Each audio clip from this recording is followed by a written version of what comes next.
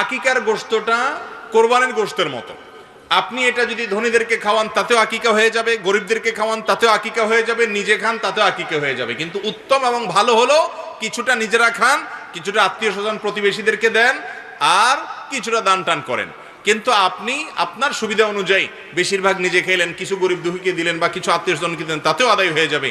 এমন কোনো বাধ্যবাধকতা নেই যে এতটুকু দিতেই হবে বা গরিবদেরকে দিতে হবে। অনেকে আকিকার গোশতের ব্যাপারে ভুল ধারণা করেন, মনে করেন যে মা বাপ তারা আকিকার গোশত খাবে না। আমি বলি ভাই, কষ্ট করে মা বাপ জন্ম দিছে বাচ্চা, আকিকার গোশত তো সবচেয়ে বেশি তারা খাবে। সবচেয়ে বেশি খাবে কে? বাচ্চার মা বাপ। সবচেয়ে বেশি খাওয়ার কথা না, মানে খেতে পারবে তারা। অতএব আকিকার গোশত ধনীদেরকে দিলে হবে না এমন না। তবে হ্যাঁ, যেটা প্রশ্ন করা দরকার ছিল সেটা করেন নাই, সেটা হলো আকিকার গোশত এটা দিয়া অনুষ্ঠান করার নাম করে মানুষকে কার্ড দিয়া দাওয়াত দিয়া এনে এরপরে টেবিল চেয়ার নিয়ে